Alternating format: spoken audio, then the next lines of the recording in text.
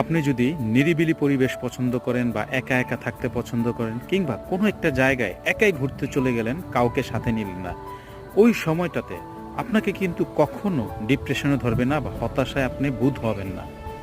কিন্তু ওই যে আপনি একাকী সময় যে পার করতেছেন, এই সময়টাতে যদি আপনি সাথে করে দুঃখ, কষ্ট, বিভিন্ন যন্ত্রণাদায়ক বা পীড়াদায়ক বিষয়গুলো আপনার সাথে করে নিয়ে যান বা আপনার সাথে রাখেন, আপনার মস্তিষ্কের মধ্যে রাখেন, তখন দেখবেন এমনভাবে আপনাকে ডিপ্রেশনে ধরবে, আপনি চোখে মুখে পথ দেখবেন না।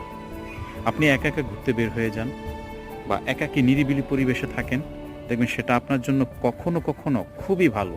আপনার মেন্টাল স্যাটিসফ্যাকশন বলেন, মানসিক প্রশান্তি বলেন, এসবের জন্য কিন্তু একাকী সময় নিজের জন্য দেয়াটা খুবই গুরুত্বপূর্ণ। কিন্তু সাথে কখনো দুঃখ, কষ্ট, বেদনা বা পীড়াদায়ক কোনো বিষয় রাখবেন না, সব ঝেড়ে ফেলে দেন, শান্তিতে থাকবেন।